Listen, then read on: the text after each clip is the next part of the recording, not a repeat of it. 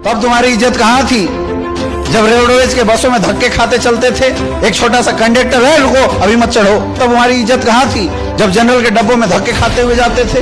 देश की लड़ाइयां टल जाती है मेरे दोस्त जब बातचीत होता है तो, परमाणु युद्ध टल जाता है जब बातचीत होता है तो।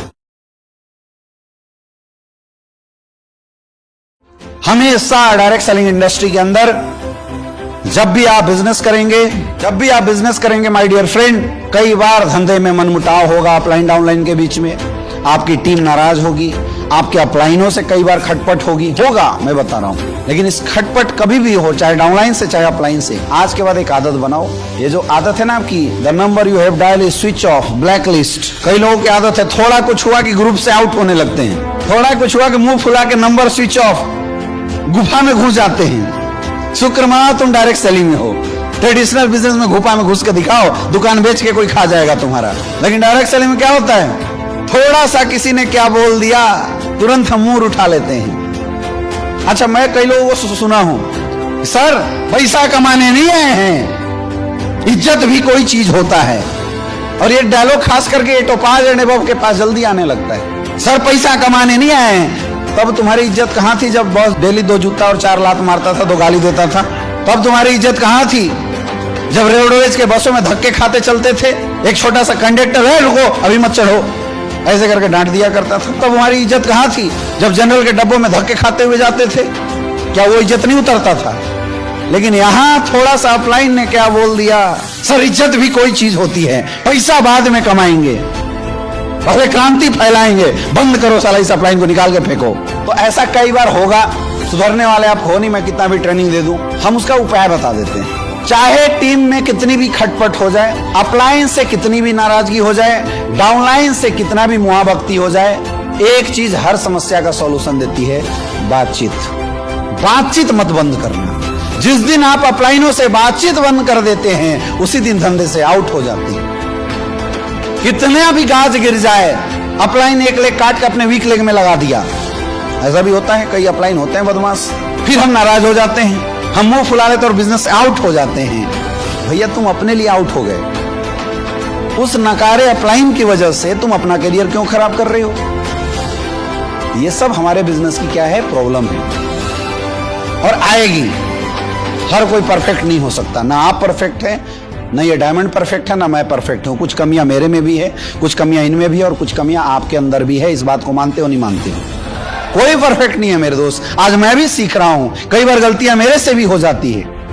लेकिन सवाल ये नहीं है क्या हुआ, सवाल ये है कि जो हो गया उसको सही कैसे करके आगे बढ़ा जाए। फोकस इस बात पे नहीं होना चाहिए कि क्या कर दिया।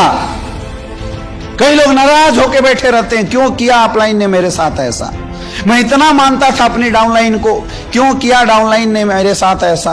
वो मुकेश के दर्द भरे गाने सुनने में लगे हुए हैं, दोस्त दोस्त ना रहा, यार यार ना रहा, मुझे तो अपनों ने लूटा, गैरों में कहां दम था, मेरी किस्ती थी डूबी जहां पानी कम था, जिसको गोलगप्पे खिलाए उसने दिया धोखा। ये सारी समस्याओं का एकमात्र सॉल्यूशन है मेरे दोस्त, बातचीत। कभी भी आज के बाद, और लिख लो इसको तो बिल्कुल, मतलब एक बड़े बड़े अक्षरों में लिखो, जीवन में आपके और आपके बिजनेस में कभी भी कोई भी प्रॉब्लम आए, जिस इंसान की वजह से आए, कोशिश करो बैठ के इत्मीनान से थर्ड पार्टी के साथ उस इंसान के साथ बातचीत किया जाए। चाहे गलती आप में हो, चाहे गलती उस इंसान में हो, दोनों को सुधरने का मौका मिलना चाहिए। अगर अपलाइन में भी गलती है, उसके जस्ट अपलाइन से बात करो और सामने फेस टू फेस बैठ के बातचीत करो।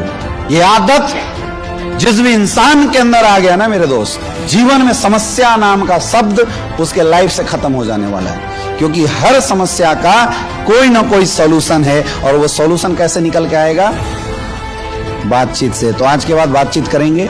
अपलाइन का नंबर स्विच ऑफ तो नहीं मार दोगे, ब्लैक लिस्ट तो नहीं मार दोगे, पक्का।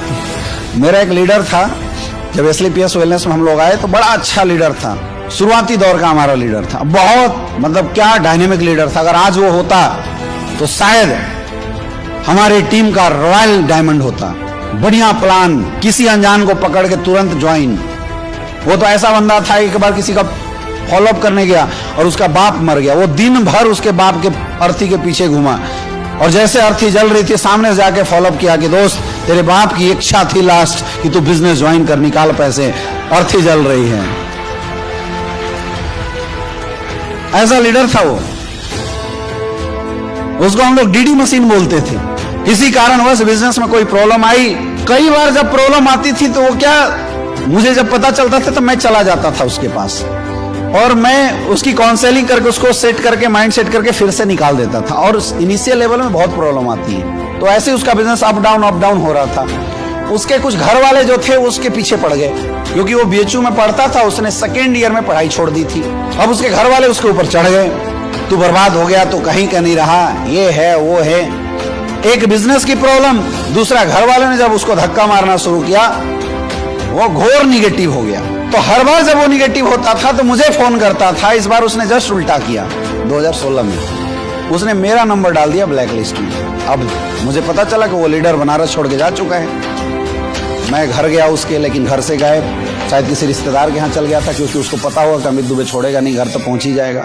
फिर जब मैं कॉल करूं नंबर स्विच ऑफ, जब मैं कॉल करूं number switch off.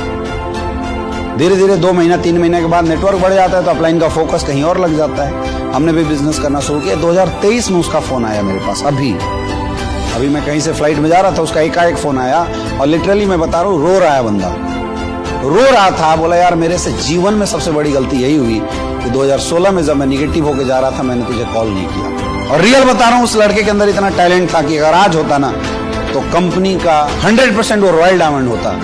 Om Prakash sir वगैरह का अपलाइन हुआ करता था और क्या काबिलियत थी, लेकिन एक क्वालिटी की कमी उसके अंदर हो गई।